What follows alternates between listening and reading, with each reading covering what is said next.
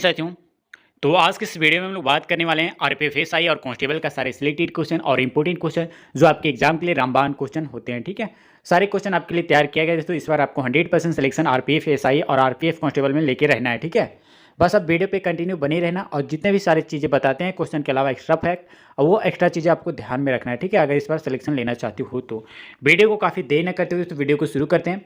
लेकिन इससे पहले बता दें, अगर आप वीडियो पर नए हो तो वीडियो को लाइक कर लेना, अगर आप चैनल पर नए हो तो चैनल को सब्सक्राइब करके नोटिफिकेशन ऑल पे सेलेक्ट कर लेना, ताकि आने वाले ऐसे ही सिलेक्टेड क्वेश्चन आरपीएफ एसआई और कांस्टेबल से रिलेटेड आपको टाइम टू टाइम मिलते रहे। और ये प्रैक्टिस सेट जो भी बच्चे करते हैं दोस्तों, अभी तक जितने भी प्रैक्टिस सेट आपको करवाएं, अगर एक एक प्रैक्टिस सेट आप रिवीजन करके जाते हो ना तो गारंटी आप एक भी क्वेश्चन नहीं छोड़ के आएंगे। ठीक है, 100% सिलेक्शन होगा दोस्तों आपका। ठीक है, चलिए वीडियो को कंटिन्यू शुरू करते हैं। और जो भी बच्चे को ये सारे सिलेक्टेड क्वेश्चन का अगर पीडीएफ लेना चाहते हैं जो आपको 100% सिलेक्शन दिलाएगी, तो आप ये दिए गए व्हाट्सएप नंबर पे आपको मैसेज करना है और ये पीडीएफ आपको लेके दोस्तों एसआई और कांस्टेबल में सिलेक्शन लेके रहना है। ठीक है, चलिए बताइए, क्वेश्चन पूछा गया ये अरबी शब्द खरीफ का अर्थ क्या है। बताइए अरबी शब्द जो है ये खरीफ का अर्थ क्या है। सर्दी है, पतझड़ है, गर्मी है या फिर आपका वसंत है। बताइए, आरपीएफ एसआई में पूछा जा चुका है। ठीक है, आपके एग्जाम में भी आने का चांसेस बहुत ही ज़्यादा बनता है। बताइए राइट आंसर क्या हो जाएगा। अगर ऑप्शन नंबर बी सेलेक्ट किया दोस्तों पतझड़, तो बिल्कुल राइट आंसर हो जाएगा ऑप्शन नंबर बी, याद रखना। ठीक है, और याद रखना दोस्तों कि अरबी शब्द जो है ये खरीफ का जो है पतझड़ होता है। ठीक है, अर्थ होता है पतझड़। और याद रखना दोस्तों कि खरीफ की फसलें जो कि आपका जून जुलाई में बोई जाती है और आपका सितंबर अक्टूबर में जो है काटी जाती है। ठीक है, जैसे में क्या हो गया, आपका धान हो गया, मक्का हो गया, आपका ज्वार हो गया, बाजरा हो गया, कपास हो गया और जूट हो गया। ऐसे दोस्तों बहुत सी सारी चीज़ें हैं जो आपके खरीफ फसल के अंदर आते हैं। ठीक है, जो जून जुलाई में आपका बोई जाती है और सितंबर अक्टूबर में काटी जाती है। याद रखना इंपॉर्टेंट है आपके एग्जाम्स के लिए। ठीक है, आगे आते हैं। और अगला क्वेश्चन दोस्तों यहाँ पे आपका पूछा गया कि रात्रि के समय आकाश में सबसे चमकीली वस्तु कौन सी है। बताइए राइट आंसर क्या हो जाएगा। तारा है दोस्तों, और आपका चंद्रमा है, और फिर आपका बृहस्पति है या फिर आपका मंगल है। बताइए राइट आंसर क्या हो जाएगा दोस्तों। चीज़ें इंपॉर्टेंट है, आपके रेलवे में किन्हीं ना किन्हीं एग्जाम में पूछा जा चुका है ये क्वेश्चन, तो आपके एग्जाम में भी आने का चांसेस बनता है। ठीक है दोस्तों, प्रीवियस ईयर का क्वेश्चन ही बता रहे, जो आपके 4-5 साल पिछले जितने भी पूछे गए हैं वो सारे क्वेश्चन आपको करवाने वाले हैं। बस अब रिवीजन करते रहना है दोस्तों, आपका प्रैक्टिस सेट करवाने की हमारी गारंटी। ठीक है, बताइए इस क्वेश्चन का राइट आंसर क्या हो जाएगा। अगर ऑप्शन नंबर बी सेलेक्ट किया चंद्रमा, तो बिल्कुल राइट आंसर हो जाएगा ऑप्शन नंबर बी। याद रखना दोस्तों यहाँ पे कि रात्रि के समय जो है आकाश में जो है सबसे चमकीला ग्रह जो कि आपका खगोल पिंड चंद्रमा होता है। ठीक है, और याद रखना दोस्तों यहाँ पे चंद्रमा वर्ड आया है, तो याद रखना कि चंद्रमा जो है ये पृथ्वी का एकमात्र उपग्रह है। ठीक है, और चंद्रमा पर जो है आपका धूल के मैदानों को जो है शांति सागर भी कहा जाता है। ठीक है, चीज़ें याद रखना दोस्तों, और याद रखना कि इसे जो है जीवाश्म ग्रह भी कहा जाता है। याद रखें किसको, चंद्रमा को। चीज़ें इंपॉर्टेंट है दोस्तों, याद रखना। ठीक है, चलिए आगे आते हैं। और अगला क्वेश्चन दोस्तों जो कि आपका पूछा गया कि दक्षिणी अमेरिका में कौन सा देश चारों ओर से जो है आपका धरती से घिरा हुआ है। बताइए, चार ऑप्शन आपके सामने, पैराग्वे या फिर आपका वेनेजुला या फिर आपका उरुग्वे या फिर आपका ब्राजील। बताइए दोस्तों राइट आंसर क्या हो जाएगा इस क्वेश्चन का। आरपीएफ एसआई में पूछा जा चुका है। ठीक है, ये 4-5 साल पहले का क्वेश्चन पूछा गया है दोस्तों। ठीक है, अगर दोस्तों अच्छे से रिवीजन कर लेते हो तो आपका एक भी क्वेश्चन नहीं छूटेगा, ये गारंटी है आपका।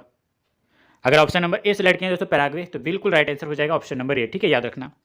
साथ ही बता दिया जाए कि पैराग्वे दक्षिण अमेरिका के जो एक ऐसा देश है जो चारों ओर से धरती से घिरा हुआ है। ठीक है, और याद रखना दोस्तों कि पैराग्वे की राजधानी जो कि आपका क्या है, तो याद रखिएगा पैराग्वे की राजधानी जो कि आपका असुनसियोन। ठीक है, और याद रखना दोस्तों कि यहाँ पर जो है आपका स्पेनिश और आपका गुआरानी भाषा जो है बोली जाती है। चीज़ें याद रखना दोस्तों, 100% चीज़ें आपको बता रहे जो आपके एग्जाम में फंसने वाले रहते हैं। ठीक है, क्वेश्चन के अलावा एक्स्ट्रा चीज़ें बताते हैं दोस्तों, ताकि आपके एग्जाम में एक भी क्वेश्चन ना फंस सके। ठीक है, बताइए आपके एग्जाम का अगला क्वेश्चन बताना है कि भूमध्य रेखा निम्नलिखित में से किस देश से होकर गुजरती है।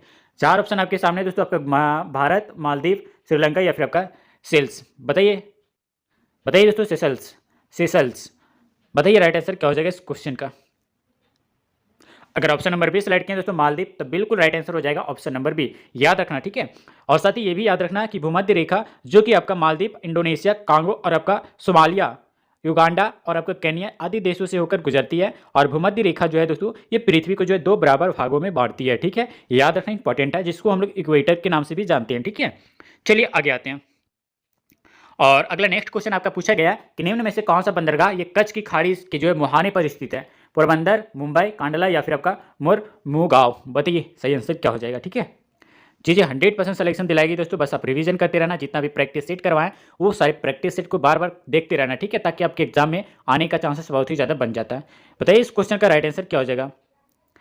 दोस्तों अगर ऑप्शन नंबर सी सेलेक्ट किए हैं दोस्तों यहाँ पे कांडला बंदरगाह, तो बिल्कुल राइट आंसर हो जाएगा ऑप्शन नंबर सी, जो कि आपका कच्छ की खाड़ी के मुहाने पर स्थित है। ठीक है, कौन? कांडला बंदरगाह।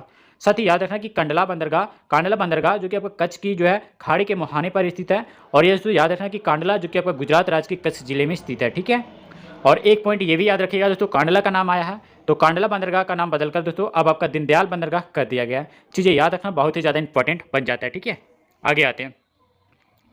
और दोस्तों यहाँ पे आपका अगला क्वेश्चन पूछा गया, प्यार मोबाइल से आपको आंसर करना है। ठीक है, आपके एग्जाम के लिए बहुत ही अच्छे तरीके से क्वेश्चन बताया गया। बताना है दोस्तों कि तृतीयक कोयले और किस नाम से जाना जाता है। 4 ऑप्शन आपके सामने, तृतीयक कोयले को और किस नाम से जाना जाता है? काला कोयला, भूरा कोयला, ग्रे कोयला या फिर आपका पीला कोयला। बताइए सही आंसर क्या हो जाएगा इस क्वेश्चन का सही आंसर। चीज़ें इंपॉर्टेंट है दोस्तों, सिलेक्शन की गारंटी, बस रिवीजन करते रहना। ठीक है, और जो भी बच्चे अभी तक वीडियो को लाइक नहीं किए हैं तो लाइक कर लेना। अगर आप चैनल पर नए हो तो चैनल को सब्सक्राइब करके नोटिफिकेशन ऑल पे सेलेक्ट कर लेना। आने वाला ऐसे ही सिलेक्टेड क्वेश्चन दोस्तों आपको टाइम टू टाइम मिलते रहे आरपीएफ एसआई और आरपीएफ कांस्टेबल की। ठीक है, बताइए दोस्तों इस क्वेश्चन का राइट आंसर क्या हो जाएगा 121 का। अगर ऑप्शन नंबर बी सेलेक्ट किया दोस्तों भूरा कोयला, तो बिल्कुल राइट आंसर हो जाएगा ऑप्शन नंबर बी, याद रखना। ठीक है, साथ ही बता दिया जाए कि लिग्नाइट कोयला है। ठीक है, लिग्नाइट कोयले को जो हम लोग भूरा कोयला के नाम से भी जाना जाता है। और याद रखा दोस्तों एंथ्रेसाइट जो होता है इसको दोस्तों याद रखना, एंथ्रेसाइट कोयला की जो है सबसे अच्छी किस्म होती है। ठीक है, याद रखना भारत में जो है गोंडवाना कोयला क्षेत्र में जो है दामोदर घाटी में स्थित है। ठीक है, चीज़ें याद रखना इंपॉर्टेंट है। आगे आते हैं और अगला क्वेश्चन दोस्तों यहाँ पे आपका पूछा गया कि सोनारन रेगिस्तान किस महाद्वीप में स्थित है? बताइए। यहाँ पे बताना है दोस्तों कि सोनारन रेगिस्तान जो है ये आपका कौन से महाद्वीप में स्थित है? एशिया में है, अफ्रीका में है, ऑस्ट्रेलिया या फिर आपका उत्तरी अमेरिका में? बताइए दोस्तों, आरपीएफ कांस्टेबल का दोस्तों पिछले क्वेश्चन पूछा जा चुका है पिछली बार। ठीक है, आपके एग्जाम में भी आने का चांसेस बनता है। बताइए दोस्तों कहाँ पे आपका स्थित है ये महाद्वीप? सोनोरन रेगिस्तान कहाँ पे है? बताइए। अगर ऑप्शन नंबर डी सेलेक्ट किया दोस्तों उत्तरी अमेरिका, तो बिल्कुल राइट आंसर हो जाएगा ऑप्शन नंबर डी, याद रखना। साथ ही बता दें कि सोनेरन रेगिस्तान जो कि आपका उत्तरी अमेरिका में जो कि आपका महाद्वीप में स्थित है। ठीक है, और ये भी याद रखना दोस्तों कि यह एक प्रकार का जो उष्णकटिबंधीय रेगिस्तान है और यहाँ पर जो है आपका उच्च ताप और आपका कम वर्षा भी होती है। कहाँ पे दोस्तों? सोनेरन रेगिस्तान में। ठीक है, और याद रखना दोस्तों यहाँ पे सोनेरन रेगिस्तान का नाम आया है तो कर्क रेखा और आपका मकर रेखा के बीच में जो स्थित है। कौन सा? याद रखना सोनेरन रेगिस्तान। ठीक है, इंपॉर्टेंट है दोस्तों, जो कि आपका कहाँ पे स्थित है? उत्तरी अमेरिका महाद्वीप में स्थित है। ठीक है, याद रखना। आगे आते हैं और अगला क्वेश्चन दोस्तों यहाँ पे आपका पूछा गया कि भारत में जो सबसे बड़े शिपयार्ड वाला बंदरगाह कौन सा है? मुंबई है, चेन्नई है, कोलकाता है या फिर आपका कोचीन है?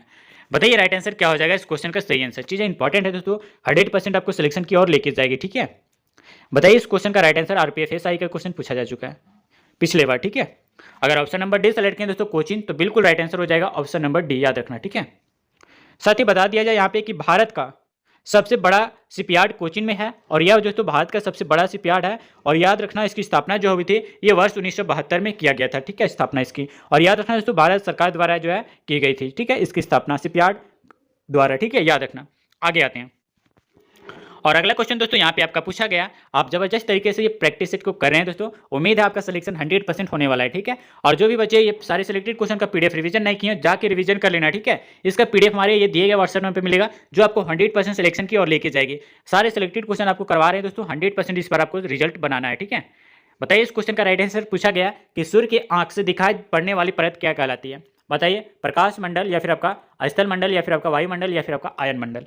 बताइए राइट आंसर क्या हो जाएगा दोस्तों। चीज़ें इंपॉर्टेंट है, 100% सिलेक्शन दिलाएगी। ठीक है, अगर ऑप्शन नंबर ए सेलेक्ट किया दोस्तों प्रकाश मंडल, तो बिल्कुल राइट आंसर हो जाएगा ऑप्शन नंबर ए। ठीक है, याद रखना। बता दें दोस्तों यहाँ पे कि सूर्य का वह भाग जो हमें दिखाई देता है उसे प्रकाश मंडल कहते हैं। ठीक है, और याद रखना दोस्तों कि सूर्य की सतह का जो तापमान ये कितना डिग्री है? तो याद रखना 6000 डिग्री सेल्सियस तक जो है सूर्य की सतह का जो है तापमान है। ठीक है, और याद रखना दोस्तों कि सूर्य की जो है सबसे बाहरी परत जो कि आपका कोरोना कीट के नाम से भी जाना जाता है। ठीक है, और याद रखना दोस्तों कि सूर्य के प्रकाश को जो है पृथ्वी तक पहुंचने में दोस्तों लगभग कितना समय लगता है? तो 8 मिनट 16 सेकेंड का टाइमिंग लगता है। ठीक है, सूर्य का प्रकाश पृथ्वी तक पहुंचने में 8 मिनट 16 सेकेंड का जो है टाइम लगता है। याद रखना इंपॉर्टेंट है। आगे आते हैं और जो भी क्वेश्चन बता रहे एक्स्ट्रा चीजें दोस्तों आप अच्छे से ध्यान से याद रखना। ठीक है, क्योंकि ऐसे ही क्वेश्चन आपकी एग्जाम में फंसने का चांसेस बहुत ही ज्यादा रहता है।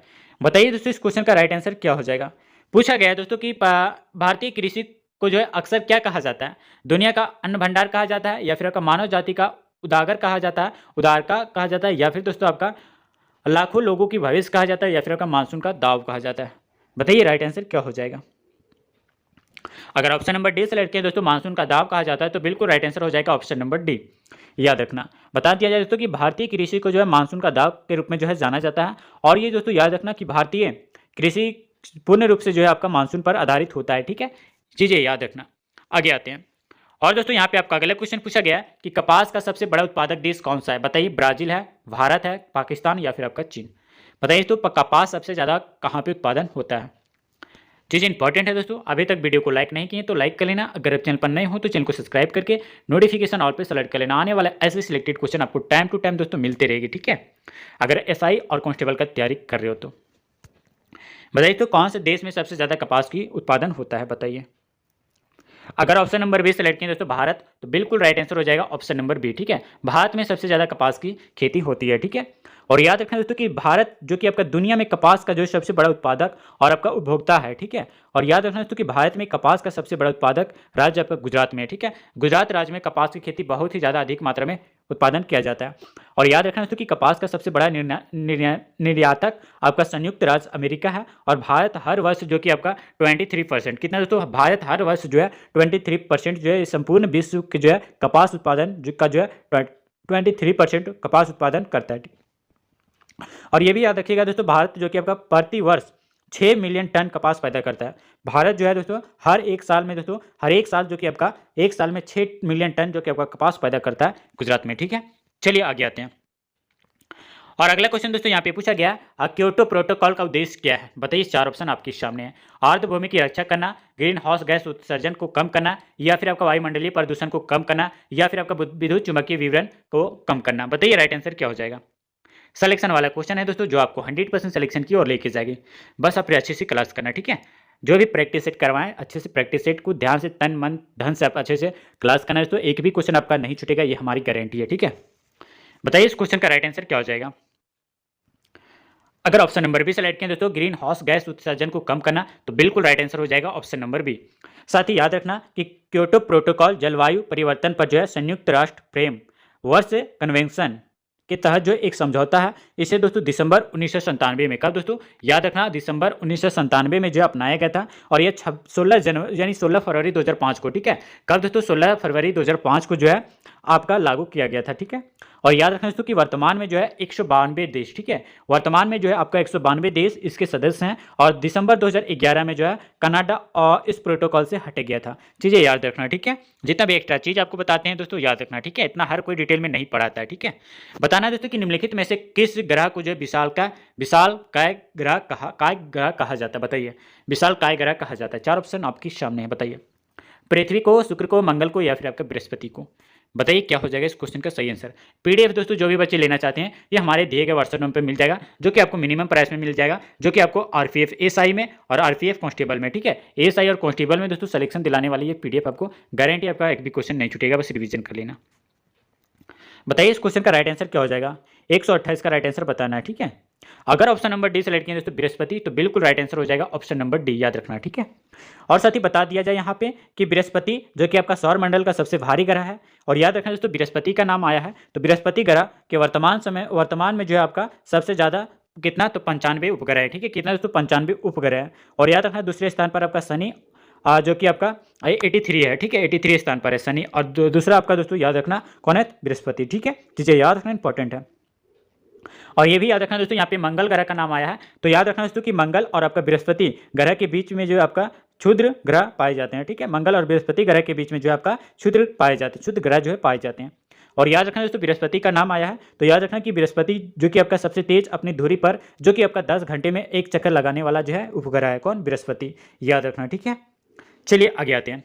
अगला क्वेश्चन है दोस्तों, और यहाँ पे आपका अगला क्वेश्चन बताना है कि 2011 की जनगणना के अनुसार भारत में साक्षरता दर क्या है? 70%, 22%, 76% या फिर आपका 74%। बताइए राइट आंसर क्या हो जाएगा। चीज़ इंपॉर्टेंट है दोस्तों, 100% आपको सिलेक्शन दिलाएगी, बस आप रिवीजन करते रहना। ये आरपीएफ एसआई में पूछा जा चुका क्वेश्चन है, जो कि आपका प्रीवियस ईयर का क्वेश्चन है। ठीक है, इसके अलावा दोस्तों एक्स्ट्रा चीज़ भी आपको बताते हैं जो आपके एग्जाम ओरिएंटेड होते हैं, जो आपके एग्जाम में क्वेश्चन फंसने का चांसेस रहते हैं, वो क्वेश्चन आपको बताते हैं। ठीक है, बताइए इस क्वेश्चन का राइट आंसर क्या हो जाएगा। अगर ऑप्शन नंबर डी सेलेक्ट किया दोस्तों 74%, तो बिल्कुल राइट आंसर हो जाएगा ऑप्शन नंबर डी 74%, जो कि आपका 2011 की जनगणना के अनुसार भारत में साक्षरता दर जो कि आपका 74% है। ठीक है, और याद रखना है दोस्तों यहाँ पे कि भारत में जो है 2011 की जनगणना के अनुसार केरल की साक्षरता दर कितना था दोस्तों? तो केरल का जो आपका साक्षरता दर था ये आपका 94% था, ठीक है, और भारत का 74% था। और ये भी याद रखना दोस्तों यहाँ पे कि बिहार, यहाँ पे सबसे अधिक किसका था? केरल का था। और बिहार की बात करें तो बिहार का आपके पास 63% था, ठीक है, 63% आपके बिहार का साक्षरता दर था 2011 के जनगणना के अनुसार, और भारत का 74% और आपका केरल का 94% था। याद रखना दोस्तों, इंपॉर्टेंट है आपके एग्जाम के लिए, ठीक है। आगे आते हैं और अगला क्वेश्चन दोस्तों यहाँ पे आपको बताना है, पूछा गया है, और इस वीडियो का लास्ट क्वेश्चन होगा जो कि आपके एग्जाम के लिए बहुत ही ज्यादा ओरिएंटेड बताया गया है। बताना है दोस्तों कि पनामा नहर किसको किसको जोड़ती है। 4 ऑप्शन आपके सामने बताइए। यहाँ पे ऑप्शन है दोस्तों आपका आर्कटिक महासागर के साथ हिंद महासागर को, या फिर दोस्तों आपका अटलांटिक महासागर के साथ आपका प्रशांत महासागर को, या फिर आपका हिंद महासागर को, जो हिंद महासागर के साथ अटलांटिक महासागर को, या फिर आपका प्रशांत महासागर के साथ हिंद महासागर को। बताइए पनामा नहर किसको किसको जोड़ती है। इंपॉर्टेंट है दोस्तों आपके एग्जाम्स के लिए, ठीक है। वीडियो को अभी तक लाइक नहीं किए तो लाइक कर लेना। अगर आप चैनल पर नए हो तो चैनल को सब्सक्राइब करके नोटिफिकेशन ऑल पे सेलेक्ट कर लेना, ठीक है, ताकि आने वाला ऐसे सिलेक्टेड क्वेश्चन आपको टाइम टू टाइम मिलते रहेगी। चलिए बताइए दोस्तों इस क्वेश्चन का राइट आंसर क्या हो जाएगा। अगर ऑप्शन नंबर 20 सेलेक्ट किया दोस्तों, अटलांटिक महासागर को जो है के साथ आपका प्रशांत महासागर को जोड़ने वाला आपका पनामा नहर है, ठीक है। याद रखना ऑप्शन नंबर भी आपका बिल्कुल सही आंसर हो जाएगा। और साथ ही बता दिया जाए यहाँ पे कि अटलांटिक महासागर से जो है आपका प्रशांत महासागर तक पनामा नहर की जो है टोटल लंबाई की बात किया जाए तो टोटल दोस्तों आपका 2 किलोमीटर की इसकी नहर की लंबाई है, ठीक है।